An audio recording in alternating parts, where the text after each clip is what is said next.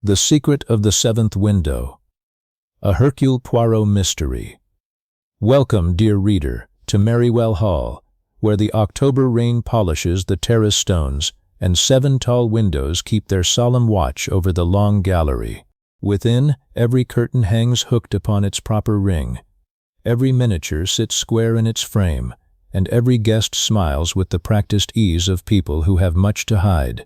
Pour yourself a glass of port, take the chair by the fire, and do try not to notice, as Hercule Poirot most certainly will, that one window in this house refuses to behave. The scream came at precisely 10:30, and it came from the long gallery. In the drawing-room of Merrywell Hall, the after-dinner murmur died as though a knife had passed through it. Mrs. Avice Trent looked up from her knitting with the mild, startled eyes of a bird. Mr. Horace Pell set down his coffee cup with a clatter that he did not hear. Captain Edward Marchmont, who had been standing by the fire in an attitude of elaborate indifference, went very still, and Dr. Gideon Lowe was the first to move, crossing the room with the automatic briskness of a man who has answered screams for 30 years. Only Hercule Poirot did not hurry. He rose from his chair with care, straightened his waistcoat, and followed the others with that quick, neat tread of his head a little on one side, like a robin who has heard something interesting in the grass. The scream had come from Lady Isabel Vane. They found her at the far end of the long gallery, one hand pressed to her mouth, the other still resting on the back of the chair in which her husband sat. Sir Rowland Vane did not move. He sat turned slightly toward the 7th and last of the tall windows, his head fallen sideways against the wing of the chair, one hand open on his knee, as though he had been about to rise and had thought better of it. On the parquet beside him lay his glass, overturned, and a dark stain of port was spreading slowly into the grain of the wood, reaching like a finger toward the window. And the window was open. Not wide, an inch, no more, but open. On a wet October night when the rain had been beating against the glass since dinner, and the cold air came through the gap in a thin, deliberate thread. I only came to tell him the guests. Lady Isabel's voice broke beautifully. She was a beautiful woman, and even now, white to the lips, she had the unconscious grace of a portrait. He said he wanted his port in peace. He always did. Roland, is he? Dr. Lowe was already at the chair. He lifted the limp wrist, bent to the still chest, and after a moment straightened up with a face that had gone professionally blank. He's gone. Isabel, my dear, come away. No, nobody touch anything.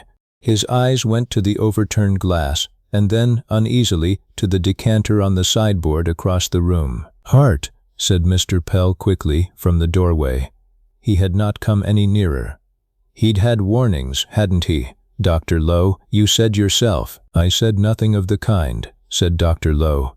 It was at that moment that Hercule Poirot walked the length of the gallery, and the others, without knowing why, parted to let him pass. The long gallery of Merrywell Hall was a handsome room of 7 tall windows facing west across the terrace toward the church tower in the valley, and Sir Rowland had furnished it with the passion of a collector and the rigidity of a martinet. Down the walls hung his famous miniatures in their little frames, each one squared to the millimeter. 7 windows, 7 sets of curtains, and Poirot's eyes went from one to the next, slowly, as he walked. At the first 6 windows, the heavy curtains hung drawn back and hooked upon the left-hand ring, as they had hung every evening since the house was built. At the 7th window, beside which Sir Rowland sat dead, the curtain was hooked upon the right-hand ring, so that it fell crookedly, one fold straying across the glass, and the sash beneath it stood open that single cold inch. Poirot stopped. He looked at the crooked curtain for a long moment, and it would have been impossible to say what he was thinking, for his face had the smooth, attentive vacancy of a man memorizing a room for an inventory. Then he bent, without touching, over the latch of the window, where the paint was old and the brass worn. Something pale clung to the catch, a fiber, short and soft, gray as a moth's wing. Poirot looked at it. He did not pick it up. He straightened and looked out through the gap at the wet terrace, where the rain glazed the stones, and there, clear on the flagstone just below the sill, in the lee of the wall where the rain could not quite reach, was the mark of a shoe, broad and muddy, pointing away from the house. "Mon Dieu," said Poirot softly. Captain Marchmont pushed forward. "Footprints on the terrace. Someone came in through the window then. Someone from outside." He said it loudly, and with a strange eagerness, as though offering the room a gift. "Roland had enemies enough. That business with the man at the works, you all know it.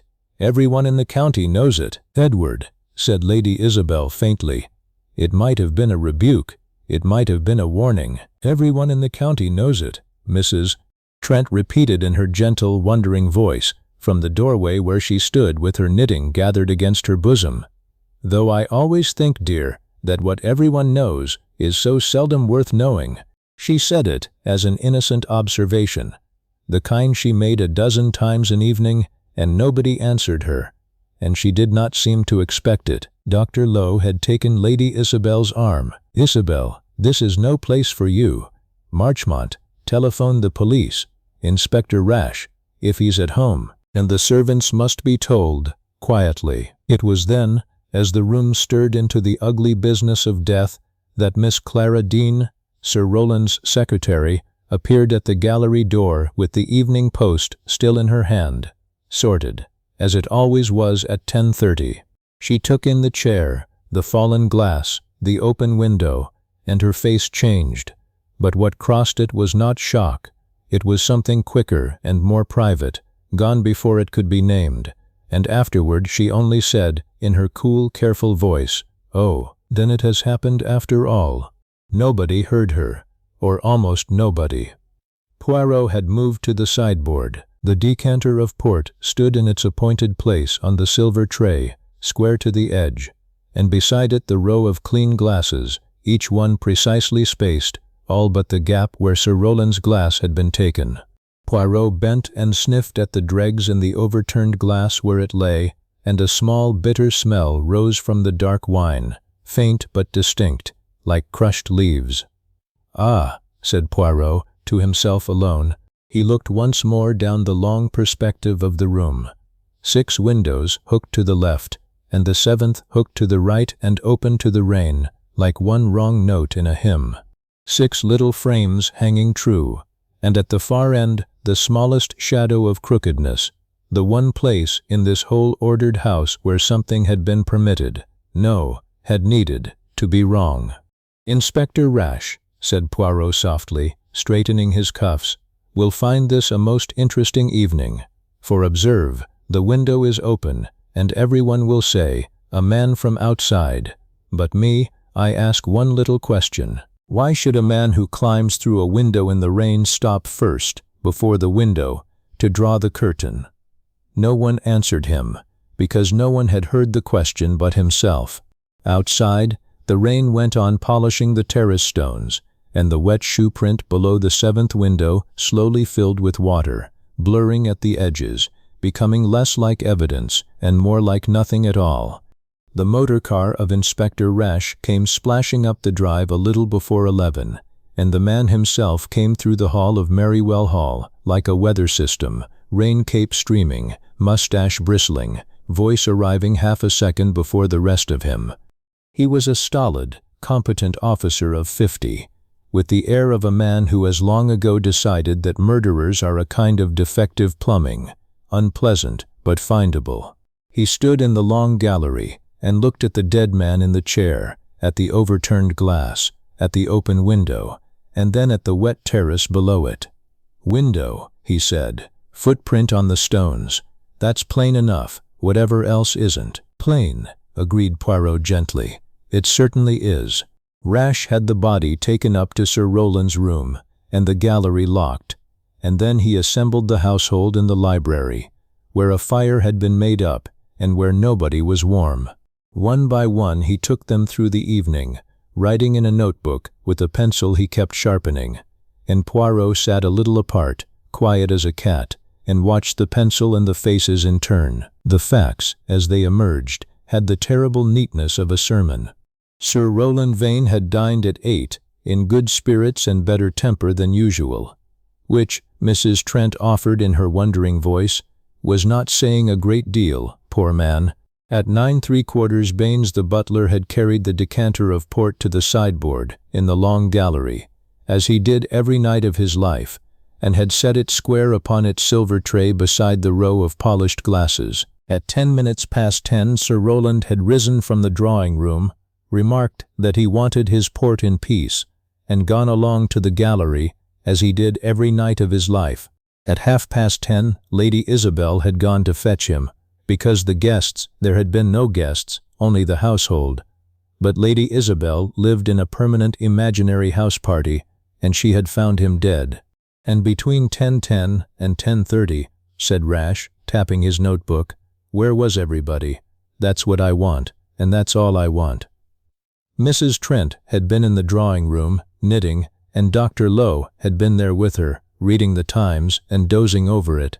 They vouched for one another with the mild surprise of people who had not noticed one another until that moment. Mr. Pell had been in the estate study, wrestling with accounts. Miss Dinn had been in the morning room, sorting the Evening Post, as I always do at 10:30. Tonight I began a little early. Why early? Said Rash. I wished to finish early, said Clara Dinn with perfect composure, and Rash, who could find nothing in the sentence to take hold of, let it go. Captain Marchmont had been on the terrace. He said it defiantly, as though daring anyone to make something of it. I wanted air. I smoke, and Rowland couldn't abide smoke in the drawing-room. I walked up and down, 10 minutes, a quarter of an hour. In the rain, said Rash. It had hardly begun. It began at 8 o'clock, said Dr. Lowe. Then I walked in it, said Edward, and his voice was loud in the quiet room, and his certainty had a curious quality.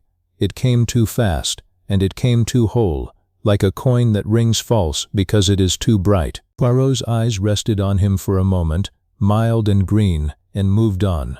Lady Isabel had been upstairs in her sitting-room, writing letters. She had no witness. She said it simply, with her beautiful head held high, and if her hands trembled in her lap, the trembling was arranged as gracefully as everything else about her. The footprint, though, said Rash, that's your man. Outside the window, plain as print, and only the one, mark you, pointing away, like he stood there a moment, and then made off. There's your foreman, Sir Rowland sacked last month, Varney. He threatened him in public. Half the village heard him. Giles Varney, said Mr. Pell quickly, swore in the Black Swan that he'd see Sir Rowland dead before the quarter day. I heard it myself. I said at the time it would come home to us. He said it with an eagerness not unlike Edward's, and Poirot, watching him, saw how the sweat had come out along the man's neat hairline, although the room was cold, and wondered, with that small, still interest of his, what it was that Mr. Pell was so anxious the police should believe. It was while Rash was writing down the name of Giles Varney, with the satisfaction of a man shelving a problem, that the young constable from the village, meaning well and trained to tidiness, went down the gallery on an errand and hooked the curtain of the 7th window back upon its left-hand ring, so that it hung straight and heavy like its 6 fellows. Poirot rose at once. No, my young friend, if you please, unhook it. Let it hang as it was, crooked. The constable stared. Sir, crooked, said Poirot firmly. For 6 windows in this house, the curtain hangs upon the left ring, and for 1 window it hangs upon the right, and that is the one true sentence anyone has spoken in this room tonight. Me, I do not like my sentences corrected. He watched while the boy, bewildered, set the curtain wrong again, and then he stood looking at it with his head a little on one side. You see, Inspector, your man from outside, he climbs in through the window in the rain to do his murder, and he pauses, this desperate fellow, to draw the curtain round the glass and hook it, very carefully, upon the wrong ring. It is considerate of him. It is almost domestic. Rash grunted. Wind could have done it, or Sir Rowland himself, wanting air. Sir Rowland, said Dr. Lowe dryly, did not draw curtains. Sir Rowland rang for curtains. It was at that moment that Dr. Lowe himself went stiff, as though his own voice had betrayed him into remembering something. He had come down, a few minutes earlier, from the dead man's room, and he stood now with his hands clasped behind him and his professional blankness gone gray at the edges. "Rash," he said, "you'll want my opinion, and I'd rather give it than have you dig it out of a coroner's court. That was not the heart, the pupils, the color, no, I won't certify it. I won't go near certifying it." The room changed temperature. Mrs. Trent's needles stopped. Lady Isabel lifted her head, and on her face there passed an expression that Poirot noted with a pang of professional admiration, for it was not fear, and it was not, quite, grief. It was the look of a woman who hears distant thunder and wonders which house the lightning will choose. "Poison," said Rash, flattening the word with his pencil. "That's what you're saying." "I am saying," said Dr. Lowe, "that I have seen digitalis poisoning before, and I am saying nothing else until there has been an analysis." He stopped. His jaw worked once. And then, with the air of a man stepping off a cliff in the dark because staying still has become worse, he said the thing that turned the whole room's eyes upon him. "And you'll want to know what kills quietly, like that, in a glass of port. Digitalin, foxglove, the very drug I prescribed him myself." The word digital lay in the library firelight, like something alive that nobody wished to touch first. "You prescribed it," said Rash at last, with the heavy satisfaction of a man whose plumbing has begun to gurgle. "You've access. You knew the dose. You were first through that door tonight, Doctor, and first to cry heart seizure before you'd so much as looked at him properly. You said heart. Mr. Pell heard you, everyone heard you, and now you stand there and name the very poison." "I said nothing of the kind," said Dr. Lowe, but the denial was mechanical, and everyone in the room had heard him say it, and everyone heard the difference. It was Poirot who moved then, small and deliberate, to the fire, and turned his back to the blaze, and looked round the strained faces with an air almost of apology. I should like to understand about this drug," he said mildly. "It is a medicine, is it not? One takes it for the heart. Sir Rowland had the weakness of the heart. This is known." "Known to me," said Lowe, "for 2 years. I prescribed tincture of digitalis, drops, measured, nightly. The bottle is in his dressing room." "It will be examined," said Rash. "It should be," said Lowe simply, and something in the way he said it, the relief of a man offering up his own sword, made Poirot's eyebrows rise by the fraction of an inch. They went up, a grim little procession, and found the dressing room in its intimidating order. Brushes aligned, studs in their dish, the brown bottle on the washstand square to the edge of its marble shelf. Rash gloved his hand and lifted it and held it to the light, nearly full.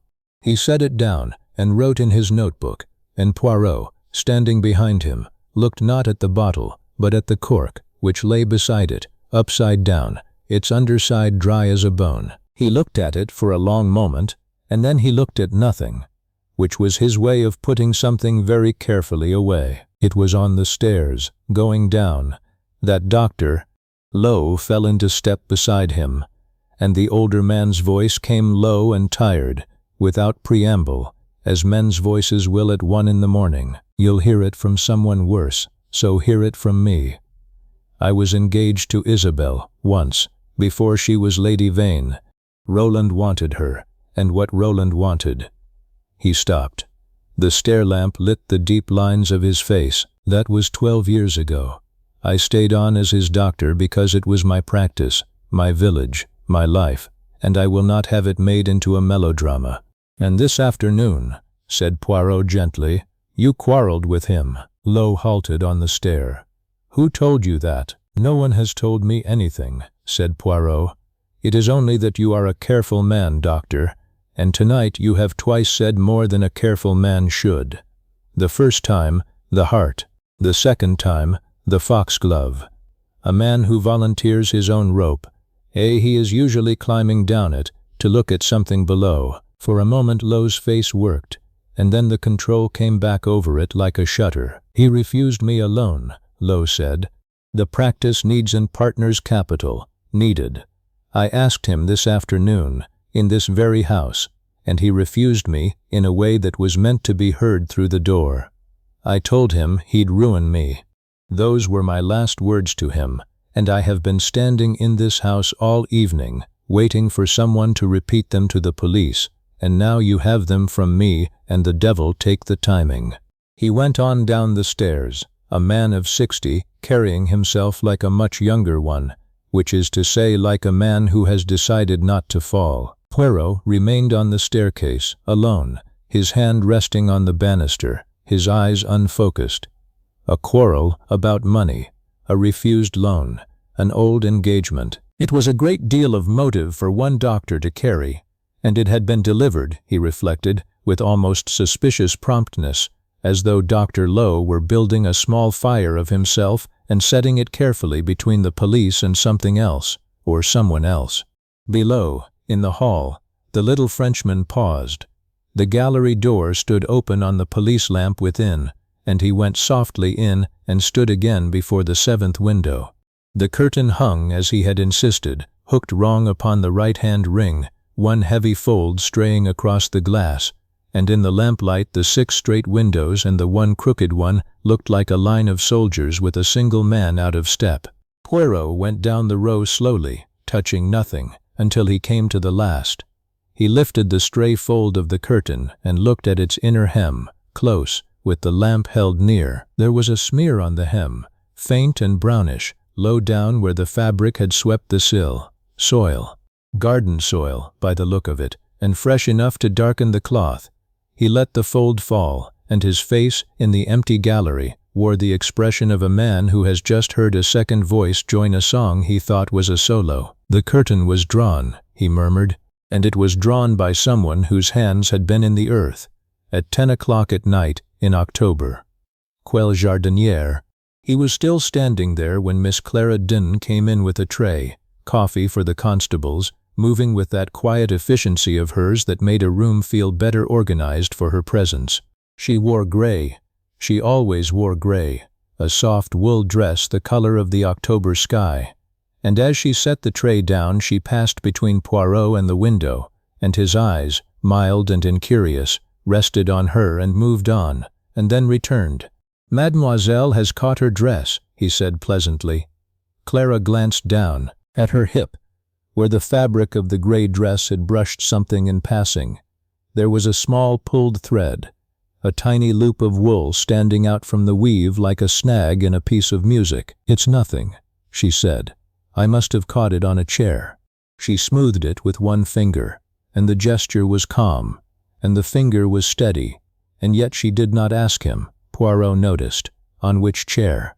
She picked up the empty tray and went out, and at the door she paused, because the clock in the hall had begun to strike 12, and they stood, the two of them, counting the strokes in silence like people keeping an appointment neither had made. "Tomorrow," said Poirot softly, when the last stroke had gone. "Mademoiselle, you and I, we will have our little talk, not the inspector's talk, mine." "As you wish, monsieur," said Clara Denne, and went out into the dark hall without hurrying. And Poirot looked after her, and then at the crooked curtain, and then he sighed, a small, neat Belgian sigh, and put out the lamp and followed. And behind him the 7th window stood open its single cold inch, breathing at the back of the house like a sleeper who is only pretending. Hercule Poirot descended the stairs of Merrywell Hall the following morning at 9 o'clock precisely, shaved to the pink mustaches magnificent, and found Miss Clara Dinah already in the morning room with the household accounts open before her, doing a dead man's sums as though the world had not cracked across the middle in the night. She rose as he came in. In the grey daylight her face was a good face, Poirot thought, not beautiful like Lady Isabel's, but built, if one might say so, of honest materials.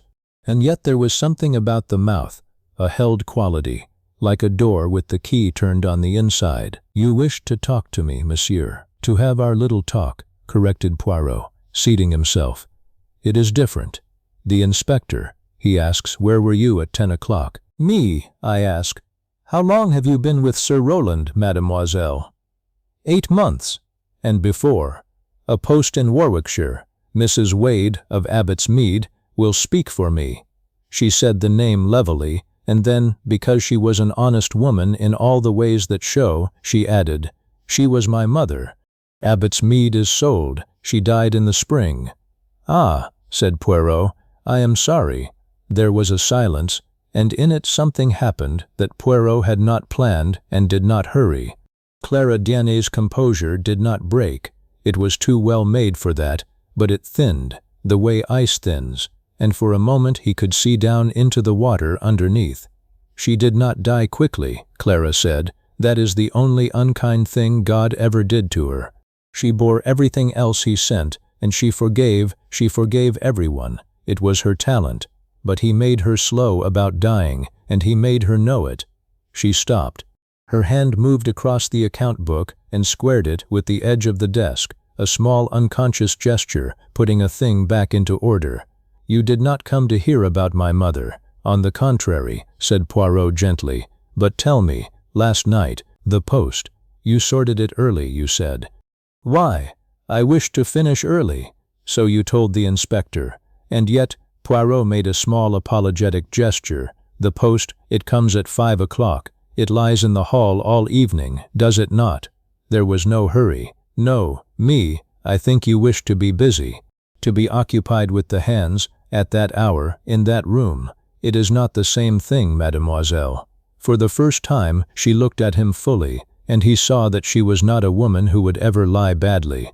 She would simply decline, as she declined now, with a little inclination of the head, neither confirming nor denying, cool as water. "I was in the morning room from 10 o'clock, she said. "The post was sorted by past. I heard the scream from there. That is all I know." It was almost all she gave him. But as she turned back to her desk, she drew toward her the shorthand notebook in which she kept Sir Rowland's correspondence, and it fell open at a page near the end, and Poirot, whose eyes missed nothing that was open, saw that the last leaf had been torn out, neatly, close to the stitching, leaving only a pale frill of paper along the seam. Torn out, and recently. The exposed paper at the edge was white, and had not yet darkened to match its neighbors. He noted it. He put it away with the dry cork, in the place where he kept things that did not yet have a name. "I will say one thing more," Clara said suddenly, "because the inspector will twist it if it comes to him crooked. Sir Rowland was making a new will. I typed it on Thursday. It was to be signed on Monday, before witnesses." Her voice was perfectly level, a secretary's voice reading a minute. "Under it, Lady Isabel's settlement was cut to the legal jointure, nothing more. He told me to make a fair copy and say nothing. I am telling you, monsieur, because you are the kind of man who finds out, and I would rather you had it straight." She said it without malice and without emphasis, and yet it fell into the room like a stone into a pond, and Poirot sat watching the rings spread. Isabel, cut off. Isabel, with no witness for the fatal 20 minutes. Isabel, who had quarreled with her husband at tea, if the household murmur was true, and Isabel who had found the body. It was remarkable, he thought, how the pond ripples all ran one way, and how interesting that Miss Dean, who disliked crookedness in a fact, should be the one to pour them. He left her and walked along to the gallery, where a police photographer was at work among the miniatures, flash powder flaring at the 7 windows. Poirot stood a moment in the doorway and looked down the long room, 6 windows hooked left, true as a ruled line. The 7th still crooked, the curtain's stray fold lying across the glass like a hand over a mouth. The photographer, reaching up, would have hooked it straight out of the way of his plate, and Poirot stopped him with a lifted finger. "Leave it. Photograph it as it is. In this house, monsieur, everything is straight. The frames, the tray, the brushes, the lives. So when I find the one thing that is crooked, I cherish it. It is the one thing in Merrywell Hall that is telling the truth." The photographer blinked and photographed it. From the gallery window, Poirot looked out across the wet terrace to the garden below the library, where the herbaceous border ran along the wall, blackened now by October. His eyes traveled along it idly, and stopped. At the near end of the border, where the wall gave shelter, a clump of tall plants stood cut back to their stumps, the stems severed clean with a knife, and though the leaves were withered and black-spotted with the season, he knew them. foxgloves. Cut, and cut recently, for the sap on the stumps was still pale. Who cuts flowers in October when there are no flowers? No one, he thought, admiring the rain. No one cuts them for the house. He was still looking at them when the morning room door opened behind him, and Mrs. Trent appeared, knitting bag on arm, her mild eyes going past him to the border with no more expression than a bird's. "If you are talking about poor Roland," said Mrs. Trent in her soft, wondering voice, "there is something I have been wondering whether I ought to say." "I have been wondering," said Mrs. Trent again, settling herself into the chair by the morning room fire and arranging her knitting across her lap as though it were a small pet, "whether I ought to say anything at all, or whether it is only the sort of thing an old woman notices because she has nothing better to notice with. That is the worst of being my age, monsieur. One becomes a piece of furniture. People say things in front of me as they would to a cat, and the cat, you know, remembers." Poirot seated himself opposite her with an attentiveness that was, for once, entirely sincere. "Then I shall be honored," he said, "to hear what the cat remembers." She knitted 4 stitches while she considered, needles clicking, her round, mild face bent over the gray wool. Socks, she explained, for the church bazaar. She knitted a dozen pairs every winter, and nobody ever asked her what color she would like to knit. "Gray is sensible. Everything I make is gray, and everything sensible in this house is gray, and I sometimes think, monsieur, that if I were to vanish one day, they would simply report a gray shape missing." "It is the sensible people," said Poirot, "who see the most. Now, at tea yesterday, you were in the library." "The library has the good light at 4 o'clock, said Mrs. Trent, "and the library adjoins the study, and the study door was open 2 inches because Roland liked it open. He liked people to hear him being master. It was part of the pleasure for him, poor man. He was with Isabel." The needles paused, began again. "I could not hear her at all. She has a low voice, and grief keeps it lower. But Roland, one could always hear Roland," he said. Her gentle voice took on no drama at all, which made it worse, he said. "I have been a fool for 10 years. I shall not be one much longer." And Isabel said, "You cannot." And he laughed. He had a laugh, monsieur, like a file being drawn across a hinge. And then she came out of the study, and her face, well, I was furniture, so I saw it. It was the face of a woman who has just been told the date of her execution. "And the date," said Poirot softly, "was Monday." "Was it?" said Mrs. Trent, with innocent surprise. "Then Monday was very unkind to several people in this house." Poirot leaned back. "Madame, you sat in the drawing-room all yesterday evening, you and the good doctor, and yet you saw Captain Marchmont also, did you not?" The needles stopped for exactly 1 beat. "Now that," said Mrs. Trent, "is what I have been wondering whether I ought to say. Because Edward is a foolish boy, but he is not a wicked one, and I should hate to hang a boy for foolishness."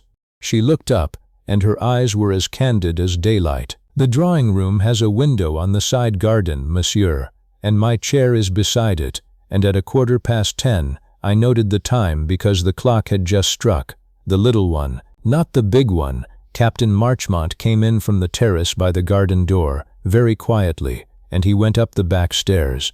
He was not smoking. He was not, I think, walking for his health. He moved like a person who does not wish to be counted present. There was a silence, filled by the small, even clicking of the needles. "And you have not told the inspector." "The inspector," said Mrs. Trent, "asks one where one was. He does not ask one what one saw. It is a different question, and he is so busy, poor man, sharpening that little pencil." She sighed, a comfortable sigh, and gathered her work. "I have probably done great harm. One always does, by answering questions. That is why furniture is so popular, monsieur. It never answers." She rose, and the ball of gray wool escaped her lap and rolled across the carpet, trailing its yarn, and Poirot, with the swiftness that always surprised people in so precise a man, stooped and fielded it. He knelt a moment with the ball in his hand, looking at the soft gray strand between his fingers, gray, short-fibered, soft as a moth's wing, and his face had its smooth, memorizing vacancy. "Madame," he said, rising and restoring the wool with a little bow, "you have done no harm at all. You have done what the truth always does. You have made everything much worse for everyone except the one person who deserves it, and we have not yet found out who that is." He went out into the hall, and the gray strand seemed to stay between his fingers, although he had given it back. A quarrel at tea, a date fixed for Monday, a wife facing execution, alone in her room for the fatal 20 minutes, and now a young captain creeping in from the wet at 10:15 by the garden door, not smoking, not walking, not wishing to be counted. The ripples in the pond had run one way all morning. Now they ran two ways and crossed, and Poirot stood in the hall and watched them cross with the still, bright attention of a man reading a letter written in a language only he can read. Behind him, through the open door of the gallery, he could see the long perspective of the 7 windows in the gray daylight, 6 straight, 1 crooked. The photographer had gone. The curtain of the 7th window hung as he had forbidden anyone to touch it, its single fold lying across the glass, and the sash beneath it stood closed now, locked by Rash's order, and yet the window still seemed to Poirot the most communicative object in the house, the one speaker at this inquest who had not yet been asked its question. Soon, he promised it silently. "Soon, my friend, I shall ask you, and you will tell me everything, and everyone will be astonished, and you and I will not be astonished at all." It was at that moment that Inspector Rash came down the stairs 2 at a time, notebook in hand, triumph in his mustache, and behind him came the village constable carrying, wrapped in newspaper, a pair of evening shoes caked with terrace mud.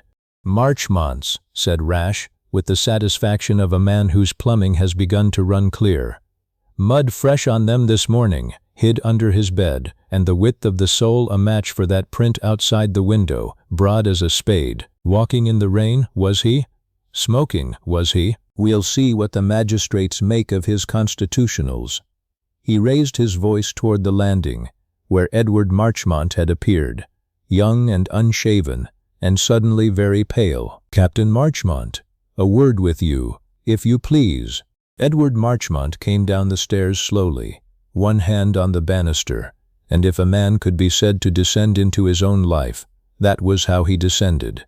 The interview took place in the estate study, Rash behind Sir Rowland's desk like a usurper, the wrapped shoes on the blotter between them like evidence in a play. Poirot sat to one side, small and still, and watched the young man's face with an attention that was not unkind. "Now then, Captain," said Rash, "the terrace. 10 minutes past 10. You walked, you smoked, except Mrs. Trent saw you come in by the garden door at 15:15, not smoking. And your shoes, Captain.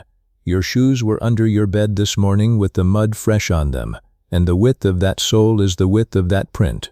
What were you doing outside that window?" "I was nowhere near the window." "The print says someone was." "Then it says someone, not me." Edward's voice cracked upward, and he got it down again, and the effort of getting it down told Poirot more than the crack had. "I walked to the Folly and back. I wanted air. That's the truth, and I can't make it truer by shouting." "It is curious, though," said Poirot mildly, "is it not, that the truth so often requires shouting?" Edward turned on him, and then didn't. The anger went out of him like heat out of a dying fire, and what was left was a young man of 26, handsome, weak-chinned, and tired, who looked at the wrapped shoes on the desk as though they were a pair of eyes. "You think I killed him," he said. "Everyone will think I killed him. I might as well say the whole of it then, because half of it sounds like the gallows." He sat down, uninvited, and put his head in his hands, and spoke to the blotter. "Rowland was my guardian's executor. My money came through him. I owe. It doesn't matter what I owe. He paid my debts in the spring, and he never let me forget the figure. 3 weeks ago he told me he was done with me. He was rewriting his will. Monday. That was his great day. Monday. And I was to be cut out of it and shipped to Canada, to make a man of me. Those were his words, to make a man of me, at 26, in front of the clerk who drew the draft. His voice was steady now, with the steadiness of humiliation, which is the least steady thing there is. So yes, Inspector, I had every reason in the world. If motives were ropes, I'd have been hanged at breakfast.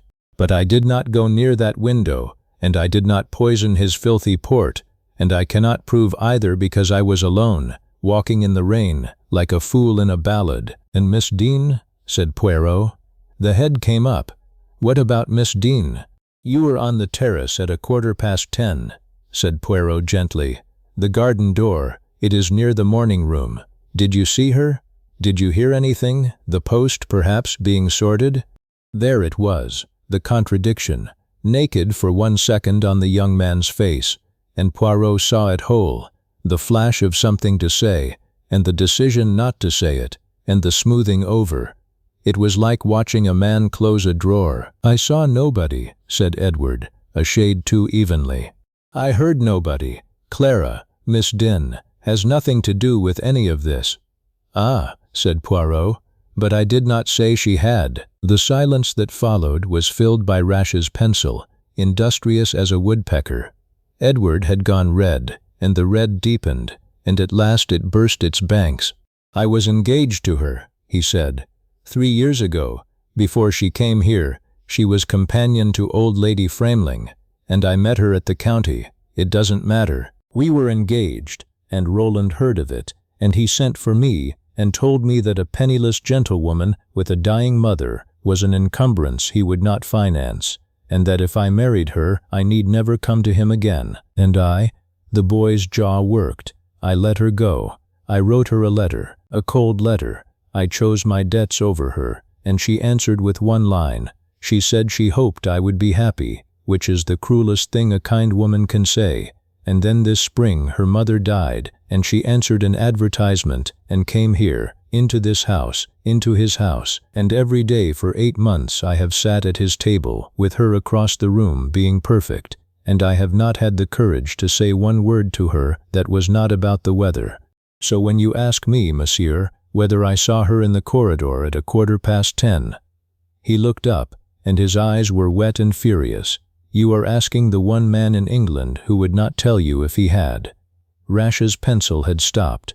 In the quiet, Poirot rose and went to the study window, which looked toward the long gallery's end, and stood with his back to them, looking out. And the window of the gallery, he said to the glass, the 7th one, you know it well, I think. Everyone knows it, said Edward dully. The latch sticks. It has stuck since I was a boy. You have to lift it, up and toward you, or it won't give. Roland used to make us line the chairs up with the mullions. Did you know that? In the gallery. Every chair square to its window, and God help the chair that was an inch out. 6 windows straight as a ruler, and the 7th with a latch like a trap. He wouldn't have it mended. He liked that it was wrong, I think. He liked being the only one who could open it easily. Poirot went very still at the window, and stayed still for so long that Rash looked up from his notebook. Mr. Poirot? A moment, said Poirot softly. A moment, if you please. Something has just gone click, like a latch. He did not turn round. Captain Marchmont, 1 thing more. Your uncle by arrangement, your benefactor, you hated him. Yes, that is in your voice. But when you speak of Canada, there is something else in your voice also. Relief, is it not? Because you knew, someone had told you, that Monday was to be unkind to others besides yourself. Who told you about the will, Captain? Who told you it was not only you? Edward stared at his back. Nobody told me, he said slowly. Roland told me himself, at tea. I was in the study passage. I heard him with Isabel. I heard him say he had been a fool for 10 years. I thought he meant me, but he didn't, did he? The young man's voice changed, and fear came into it. Not for himself, Poirot noted, and that was interesting. That was very interesting indeed. He meant her. He meant Isabel. And if you want to know what he found to make a fool of him for 10 years, Edward got up, and his chair went back with a scrape, and he stood between them and the door like a boy who has decided to be brave and is terrified by how it feels. Then ask his wife what he found in her writing desk on Tuesday. Ask Lady Isabel about her letters. Ask Lady Isabel about her letters, hung in the study air after Edward had gone, flung back over his shoulder like a stone thrown by a boy who does not wait to see it land. Rash licked his pencil. Letters, he said gloomily. There's always letters, and they never mean what they look like meaning, and they waste a fortnight. Sometimes, my friend, said Poirot, they mean exactly what they look like meaning. That is why they are so carefully hidden. Lady Isabel received them in her sitting room at 11:30, as a general receives envoys from a smaller army, from the chair by the fire, in a gown of dark violet, grief arranged about her shoulders, like a mantle she had chosen, rather than one that had fallen on her. She was 42, and had the kind of beauty that improves with trouble, and she knew it, and used the knowledge the way other women use a fan. My husband was found dead in his chair at 10:30 on Friday, she said, and by 11 this morning I am asked about my private correspondence. England has changed since my girlhood. It is Captain Marchmont, Madame, who has spoken of the letters, under pressure. The young, they are like overfilled valises, you press on the lid, and something private comes out at the corner. Something moved behind her eyes, not fear, appraisal. She was weighing him, and Poirot, who had been weighed by cleverer women, sat still and let himself be found light.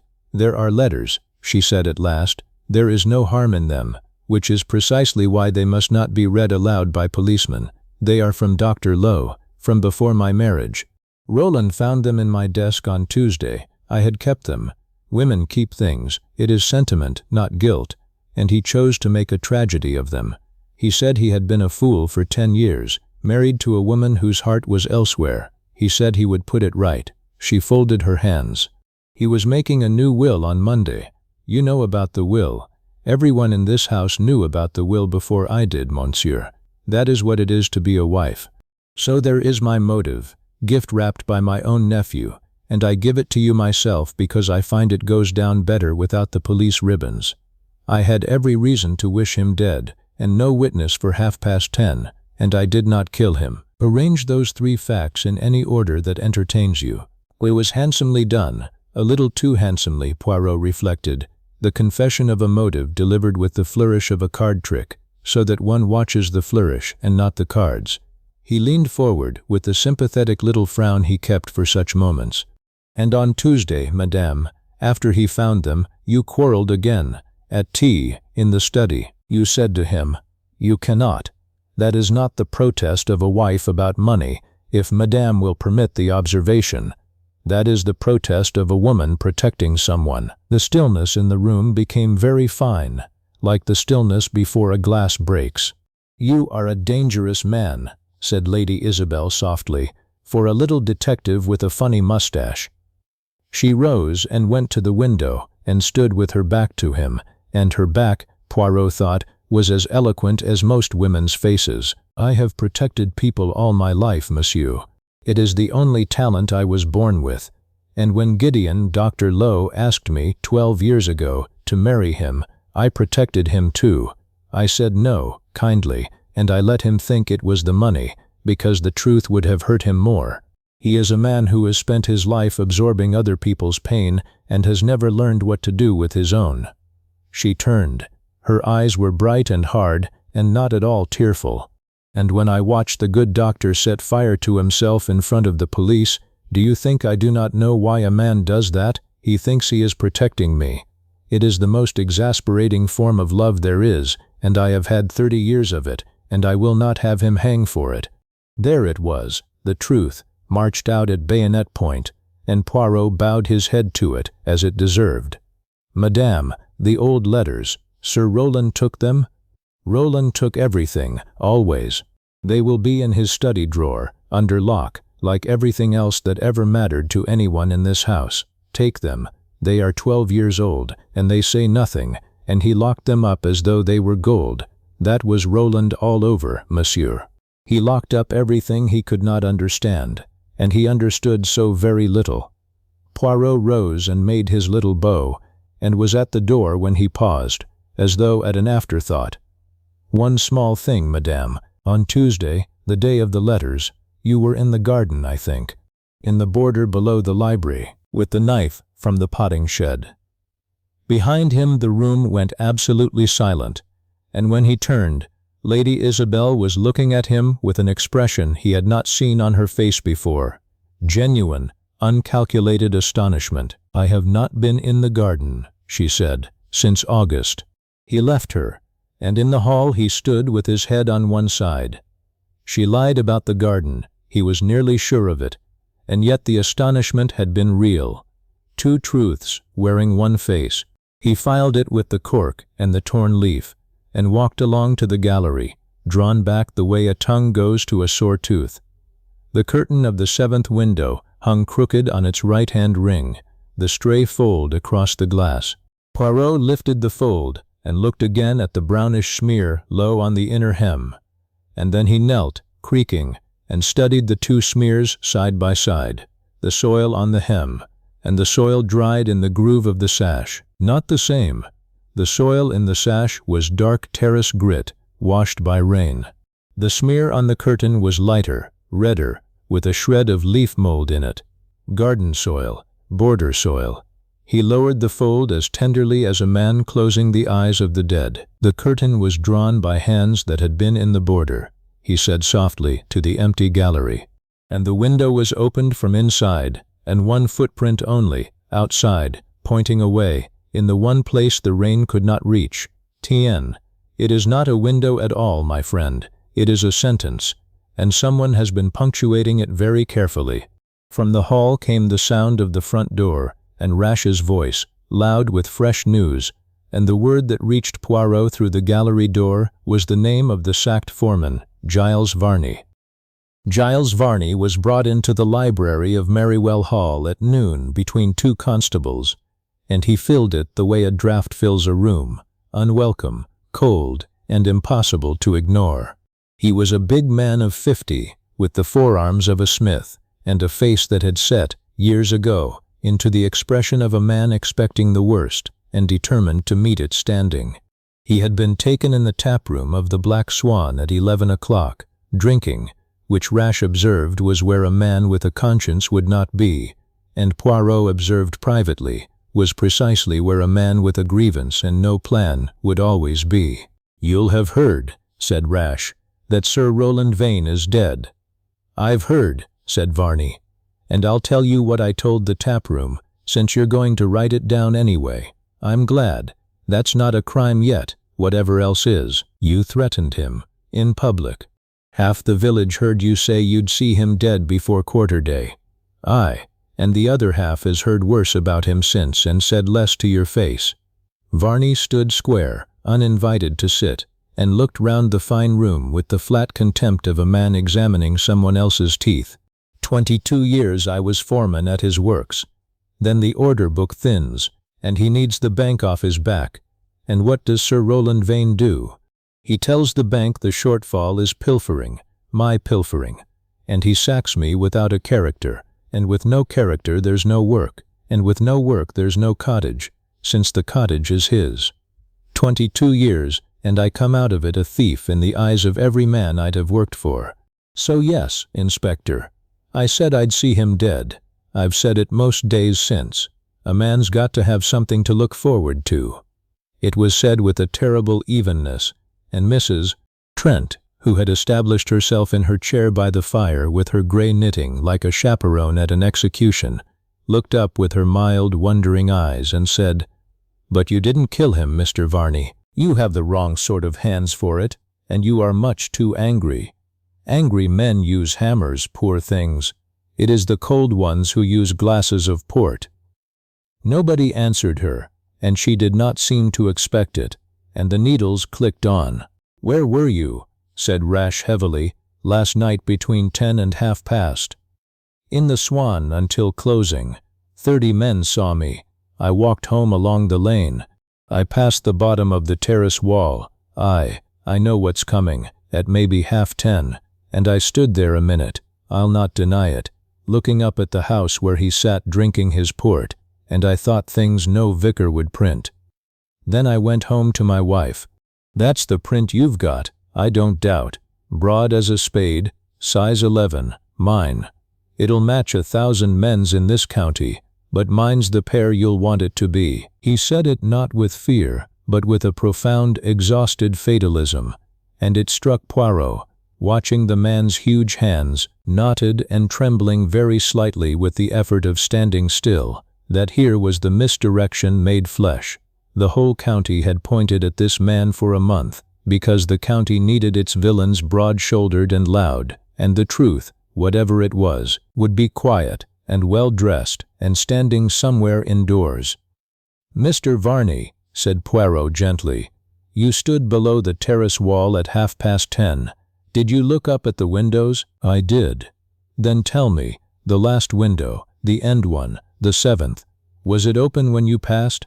Varney frowned into the memory, and Poirot watched his face with all his attention, because this was the keystone of the sentence the window had been writing. "It was open," said Varney slowly, "a crack, an inch, no more, and the curtain." He stopped, surprised by his own powers of observation. The curtain was drawn round it. "That's why I marked the window at all.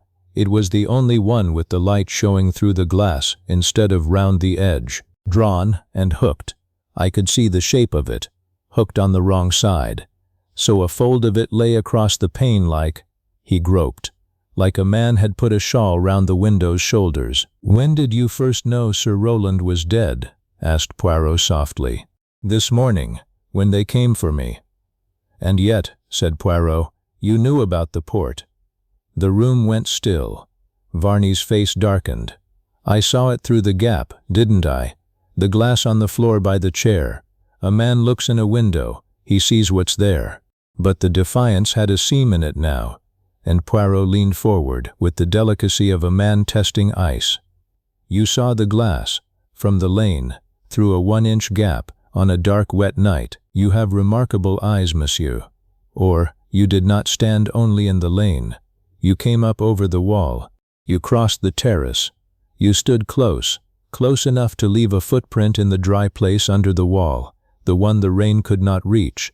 One footprint, pointing away, because you stood side on, like a man at a theater. And what you saw through that gap, that is what brought you back to the Black Swan to drink at 11 in the morning. What did you see?" Varney looked at him for a long moment, and the fatalism in the big face turned into something grimmer, the look of a man laying down the last card of a losing hand. "I saw him in his chair," Varney said at last, "dead as mutton, anyone could see it. And I saw the room was empty, and the window open, and I knew in my bones that come morning it would be me. Broad print, loud threats, no character. So I went home, and I said nothing, and I waited, and here we are." He looked round the room. "That's all I saw.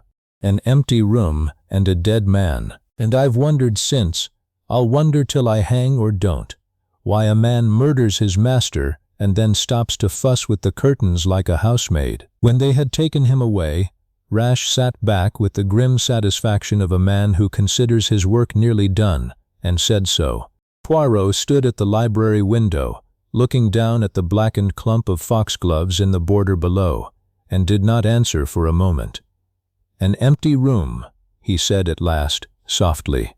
"At 10:30, the very minute Lady Isabel finds the body. The room is empty, the window open, the curtain drawn and hooked wrong. So, the curtain was drawn before the body was found, by hands with garden soil on them, and not to hide the dead man from outside, for who was outside to see? It was drawn to hide something else, something at that window, or coming through it." He turned, and his eyes were very green. "My friend, I should like now the keys of Sir Rowland's study drawer, where he kept the things that mattered to other people, and then I should like to know, precisely, what the financial affairs of this house truly were.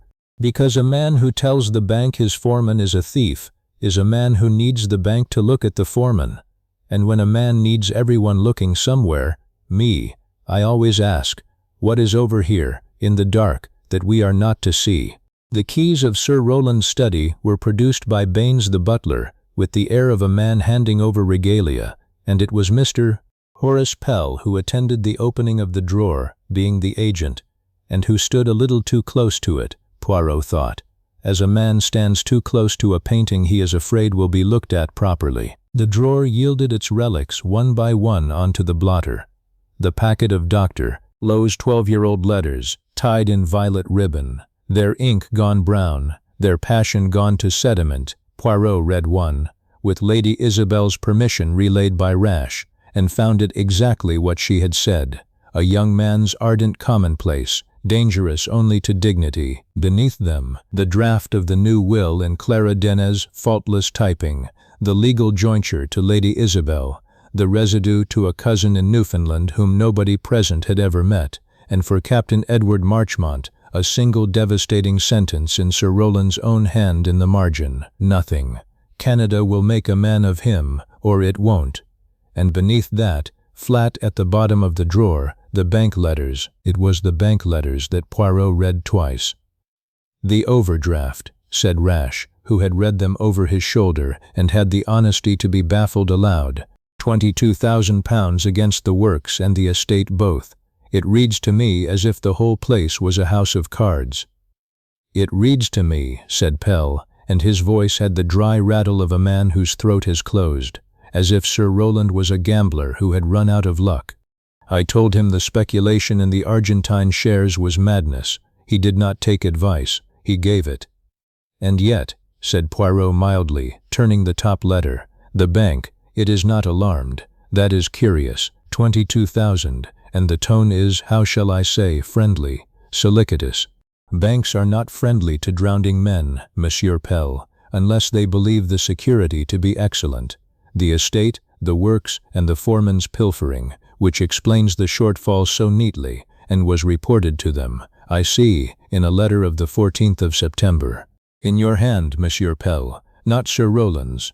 The study was very quiet. Outside, the October garden dripped, and Pell stood by the desk with his neat hair and his neat tie and his neat, ruined face, and the sweat was on his hairline again, although the room was cold. "I wrote what I was instructed to write."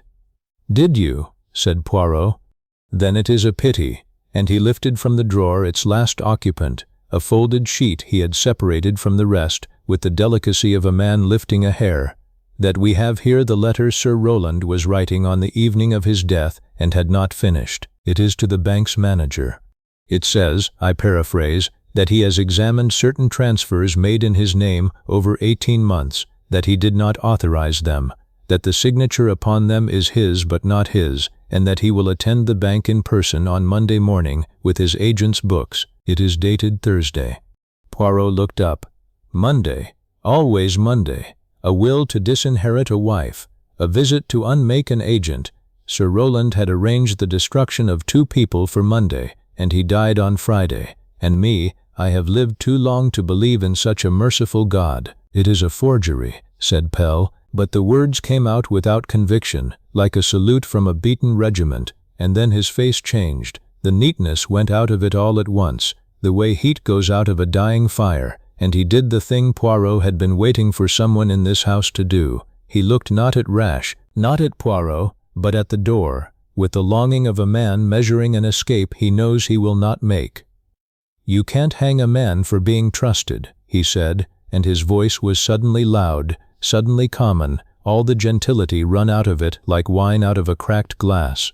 20 years I kept this place upright while he played at being a gentleman. The money went through my hands, all of it. Do you think a signature means anything when a man signs what you put in front of him for 20 years? He trusted me. That was his crime. And this is what it buys me." Rash had risen.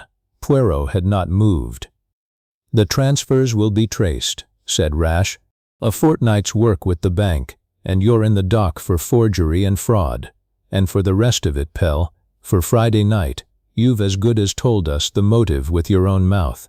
The rest of it."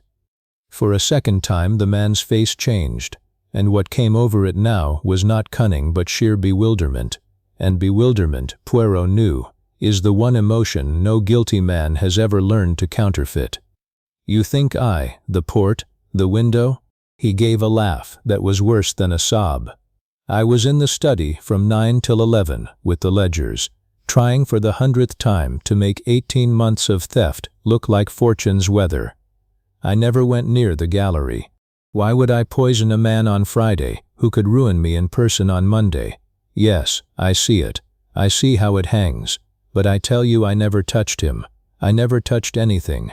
I only—" He stopped, his mouth closed, and Poirot, watching, marked the exact place where the confession ended and the arithmetic began, and wondered what figure the man had just decided not to name. When Rash had taken Pell to be held in the morning room under the constable's eye, the study emptied of everything but the rain at the window and the little Belgian standing by the desk, turning the unfinished letter in his fingers. "Well," said Poirot softly to the empty room, "and now we have the motive in full dress, forgery, ruin, the rope's first cousin, and a man who confesses to the theft with passion and denies the murder with bewilderment. And it should be the other way round, should it not? It is always the other way round." He laid the letter down and squared it with the edge of the blotter, tenderly, as though putting right the one crooked thing in Merrywell Hall that was allowed to be put right. "So, we have now 4 people who wished him dead by Monday, and a 5th who said, 'Then it has happened after all, and everyone in this house has told me the truth about something, and one has told me the truth about everything, and it is not a person, my friend, it is a window.'" He went out and along the passage and into the long gallery, and stood once more before the 7th window, where the curtain hung crooked on its right-hand ring with its smear of reddish garden soil low on the hem, and he looked at it for a long time, and his eyes were very green and very still, and anyone watching him then, but no one was watching, which was the habit of that house, and the undoing of it would have seen a man finish reading a letter and begin, quietly, to compose his reply. "It is time," said Hercule Poirot to the empty gallery, "that we all had a little talk." But before the talk, the verification, for Hercule Poirot was a man who would not insult his own theories by failing to test them, and there remained 2 small things in Merrywell Hall that had not yet been asked their questions. The first was the potting shed. He went out through the garden door by which Captain Marchmont had crept in at 10:15, and the rain had thinned to a drizzle that jeweled his mustaches, and inside the shed it was as tidy as everything else at Merrywell that had an owner to fear. Tools in their outlined places on the wall, each with its shape painted round it. One shape had been empty and was filled again. The short, curved pruning knife hung back on its peg, but the peg beneath it was clean of dust, and the blade, when Poirot held it to the light, had been washed and washed carelessly. In the seam where blade met handle, a reddish fiber of foxglove stem, no bigger than an eyelash, was wedged. He looked at it with the satisfaction of a man whose correspondent has at last written back.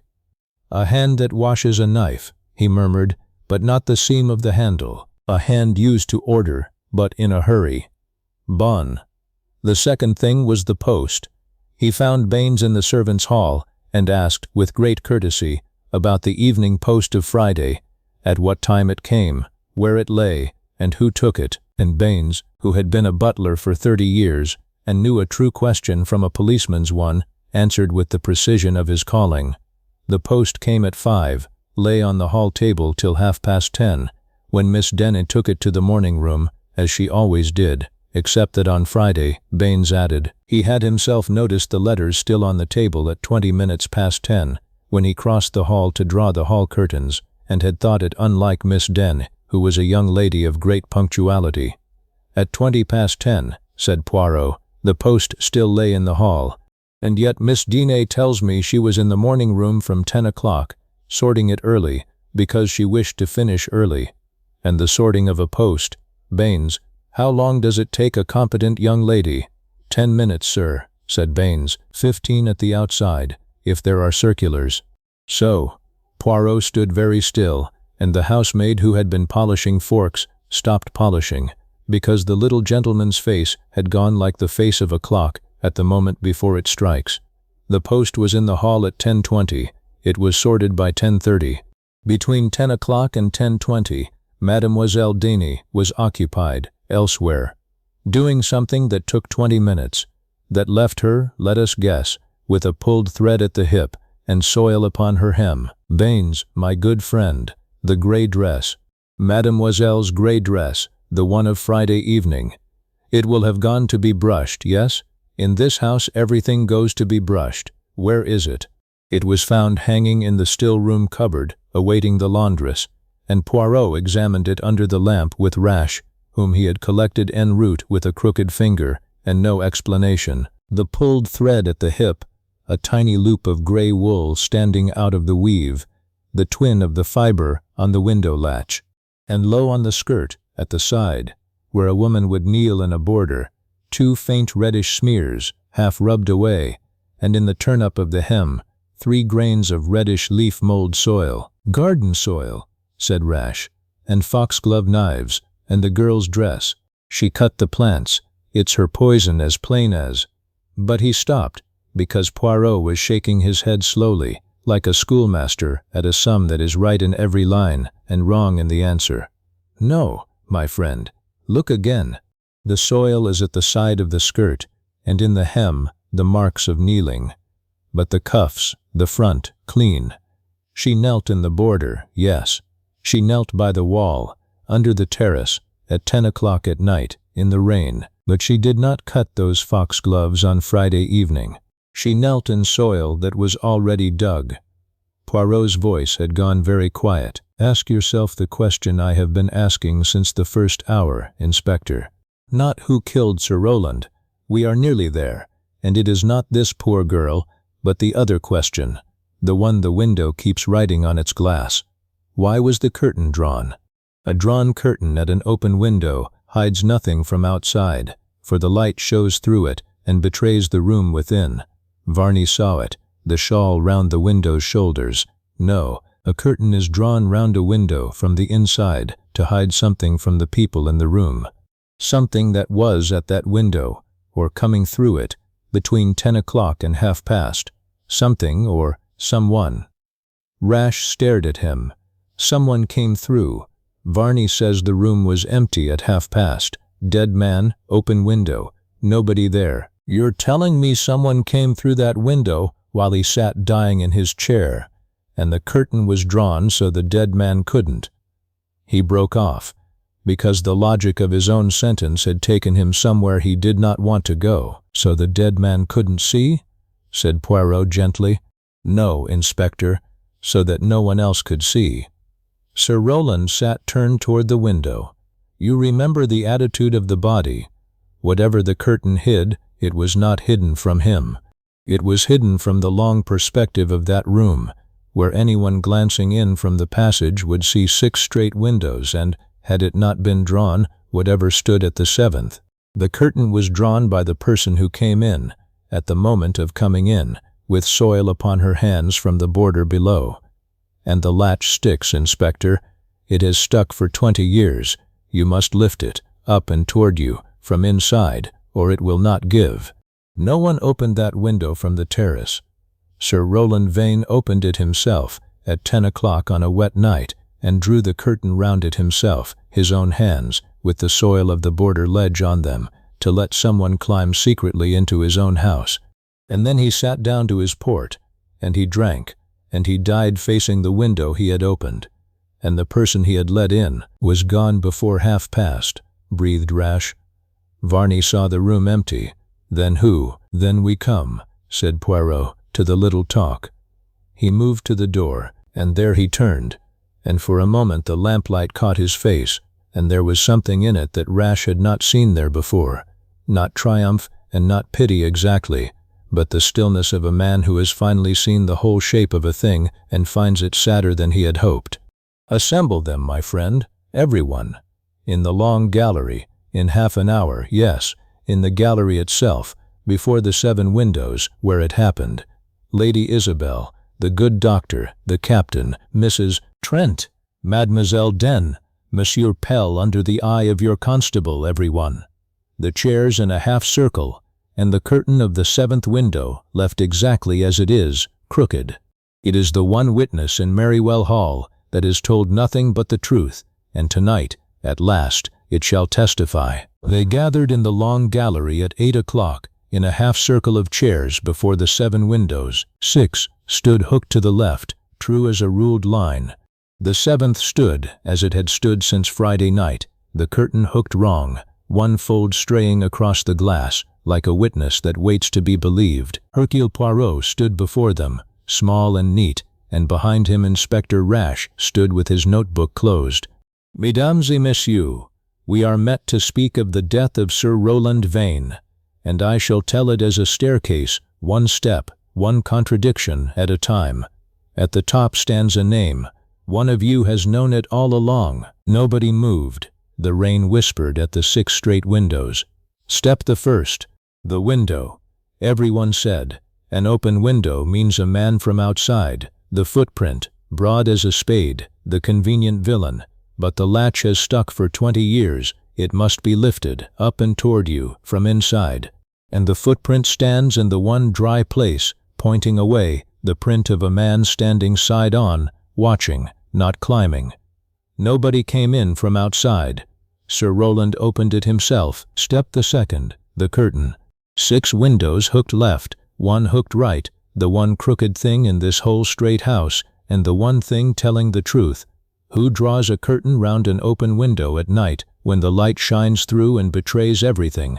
Not someone hiding the room from outside. Someone hiding what was at the window from the rest of the room.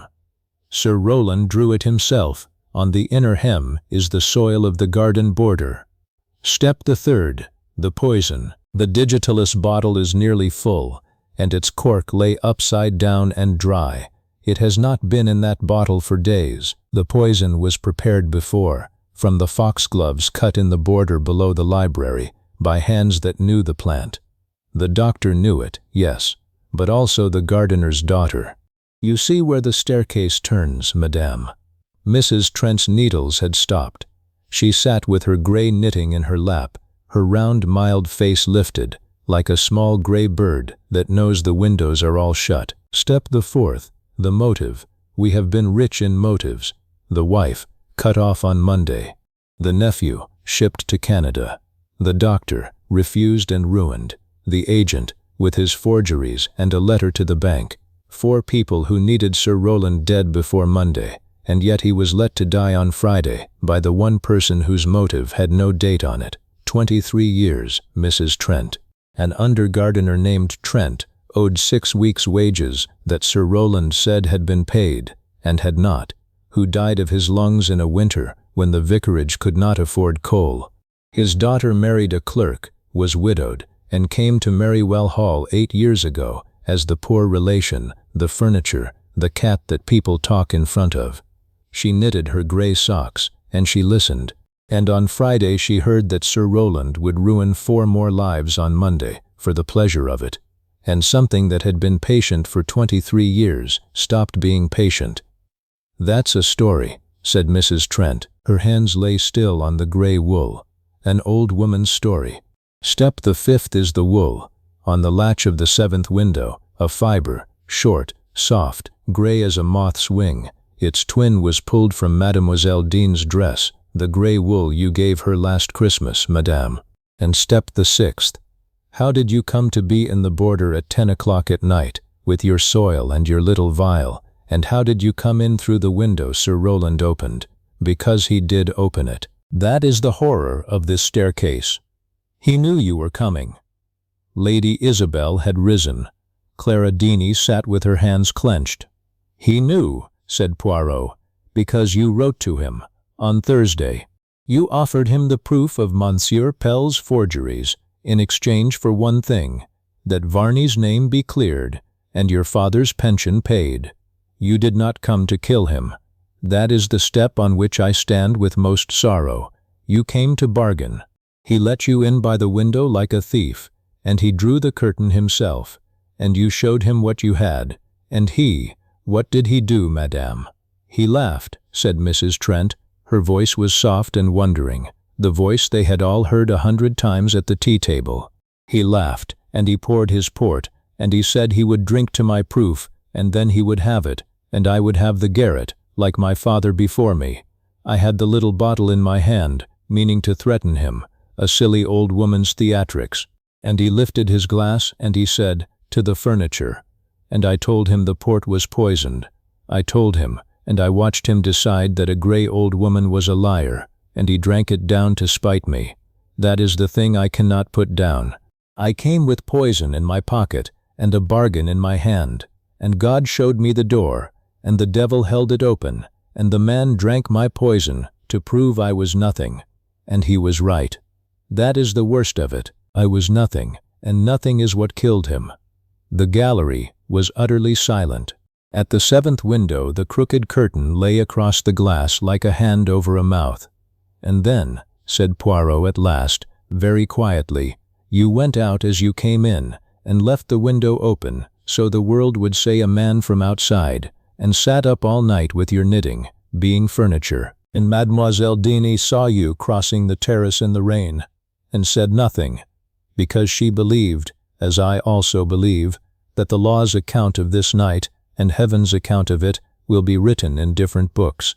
Clara bowed her head and did not deny it, and Edward Marchmont crossed the room and stood behind her chair with his hand on its back. Mrs. Trent folded her knitting, as a woman packs for a journey she expects to be short. "I shall go quietly," she said. "I am not sorry he is dead. I have tried for 3 days, and I find I am not built for it. But a man should not die of another person's nothingness. It is too small a thing to die of." She faced Poirot and smiled. "You are a man who has spent his life being smaller than the room, monsieur. The difference between us is that you made a weapon of it honestly." "Madame," said Hercule Poirot, and bowed to her very low. When Rash had taken her away, the little Belgian remained alone before the 7 windows. He reached up and unhooked the straying fold from the right-hand ring and hung it true upon the left, and the 7th window fell into line with its 6 fellows, and the long gallery stood at last in perfect order, a house with every wrong thing righted and every right thing hollow. "Order," said Hercule Poirot softly. "They all loved it so much, and see what it hid. It is not the crooked things that frighten me, my friend. It is the houses where nothing is ever out of place, for in such houses the disorder has nowhere to go but into the heart." He straightened his cuffs, sighed his small Belgian sigh, and walked away down the long perspective of the 7 true windows, and did not look back. The end.